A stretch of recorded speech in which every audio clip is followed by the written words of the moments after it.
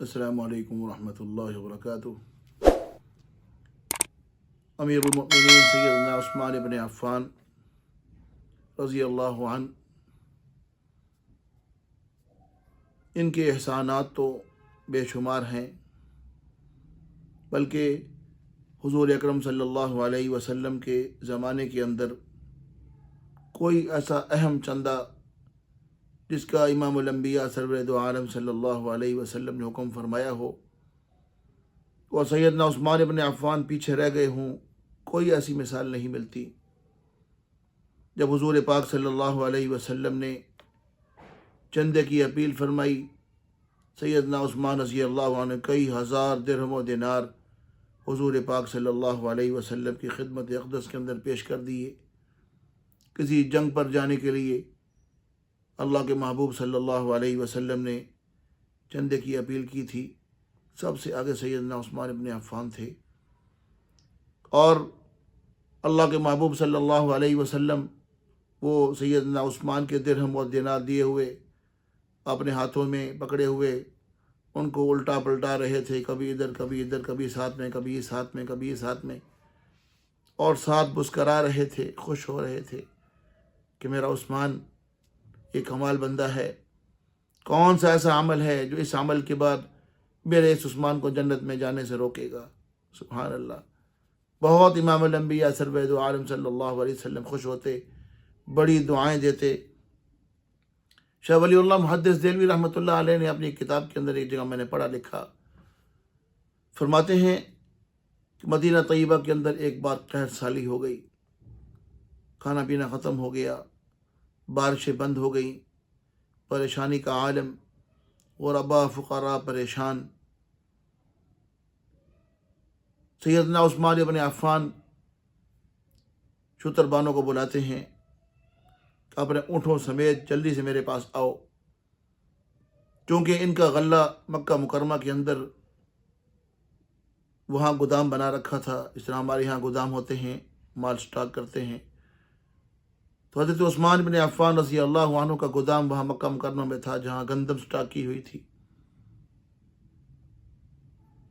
شتربانوں کو بلایا کہ اونٹوں سمیت آؤ، حکم دیا کہ جاؤ مدینہ کے فقراء کے لیے، یہاں کے غرباء کے لیے، یہاں کے فقیر اور مسکین کے لیے، یہاں کے بیوہ اور یتیم بچوں کے لیے وہاں سے بوریاں بھر کے گندم کی غلے کی لاؤ۔ چنانچہ یہاں سے گئے، اونٹوں سمیت، بوریوں سمیت وہاں جا کے غلہ بھرا، بوریاں اونٹوں پر لادیں، باندھیں۔ مکہ مکرمہ سے مدینہ طیبہ کی طرف یہ قافلہ اونٹوں پر بہت سارا غلہ لے کے سیدنا عثمان بن عفان کے حکم پر ان کے گودام سے ان کا مال لے کر مدینہ کے غرباء کے لیے چل پڑے۔ راستے میں بڑے آڑتی ملے، انہوں نے ان قافلوں کو روکا، انہیں کہا کہ یہ قافلہ کہاں جا رہا ہے؟ بتایا مدینہ جا رہا ہے۔ کیا ہے؟ اس میں غلہ ہے، گندم ہے، اس کا مالک کون ہے؟ سیدنا عثمان بن عفان ہے۔ یہ کیوں لے کے جا رہے ہیں؟ جہاں غرباء کے اندر تقسیم کرنا ہے، وہاں قحط سالی ہے، کھانے پینے کی اشیاء ختم ہو چکی ہیں۔ انہوں نے کہا کہ ہم اس کا دوہرا بدلہ دیتے ہیں، اس کی دوہری قیمت ادا کرتے ہیں، ہمیں بیچ دیں۔ کہا کہ نہیں، سیدنا عثمان کے پاس جانا ہوگا۔ وہ وہاں سے بھاگے اور کہا عثمان، ہم 3 گنا، یعنی اگر 100 روپے کی چیز ہے تو ہم 300 روپے میں خریدنے کے لیے تیار ہیں، ہمیں بیچ دیں، آپ مدینہ میں نہ لائیں، نہ منگوائیں۔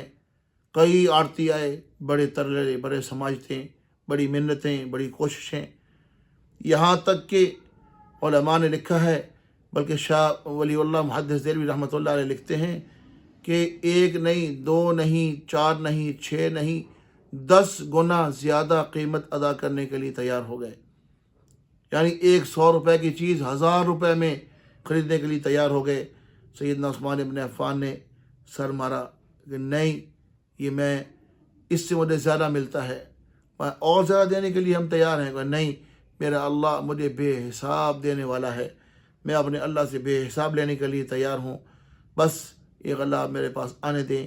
چنانچہ وہ شتر، وہ اونٹ، وہ لوگ وہاں سے وہ بوریاں بھر کے مکہ سے جو لائے تھے غلہ، سیدنا عثمان ابن عفان کو بتایا کہ مال آپ کا، سامان آپ کا پہنچ گیا ہے، اتروایا، کھلوایا، سارے مدینے کے غرباء فقراء کو، یتیم مساکین کو، جتنے بچے تھے، عورتیں تھیں، سب غریبوں کو جمع کیا، وہ سارا مال تقسیم کرتے رہے، تقسیم کرتے رہے، دیتے رہے، ایک بار نہیں، دو بار، تین بار، چار بار دیتے رہے، جب تک ان لوگوں نے نہیں کہہ دیا کہ عثمان بس کریے، ہمارے گھر بھر گئے ہیں، ہمارے پاس اب سنبھالنے کی جگہ نہیں ہے، آپ کی بڑی مہربانی، یہ آپ کا بڑا ہمارے اوپر احسان ہے۔ تو یہ سیدنا عثمان ابن عفان کا مدینے کے غریبوں کے لیے یہ احسان کا یہ انداز، سبحان اللہ و بحمدہ، سبحان اللہ العظیم، کمال کر دیا، ایسی مثال پیش کی کہ آج وہ مثال نہیں ملتی۔ اللہ رب العالمین جس طرح یہ خرچ کرتے تھے اللہ کے پیارے محبوب صلی اللہ علیہ وسلم کے حکم پر، یہ اپنی خواہش کے ساتھ، اپنے شوق کے ساتھ، اپنے ذوق کے ساتھ، اپنی محبت کے ساتھ دین کے لیے، غرباء کے لیے اللہ اتنا ہی زیادہ ان لوگوں کو دیتے تھے۔ آج بھی وہی اللہ ہیں جو انسان جتنا اللہ کے راستے میں خرچ کرتا ہے، اور اللہ رب العالمین کا یہ وعدہ ہے جو امام الانبیاء سرور دو عالم صلی اللہ علیہ وسلم کی زبان سے ہمارے پاس پہنچا ہے، 1 روپیہ خرچ کرنے سے 10 دنیا اور 70 آخرت میں اللہ کا وعدہ ہے۔ انسان جو خرچ کرتا ہے اللہ رب العالمین اسی انداز سے اس کو بڑھا چڑھا کر کئی گنا زیادہ اس کو نصیب فرماتے ہیں۔ اللہ مالک لم یزل ہمیں بھی یہ ساری جو بات ہوئی ہے، گفتگو ہوئی ہے، مجھے بھی، آپ کو بھی، جو سننے والے ہیں، سارے سامعین کو مالک لم یزل عمل کی توفیق دے۔ والسلام علیکم ورحمۃ اللہ وبرکاتہ۔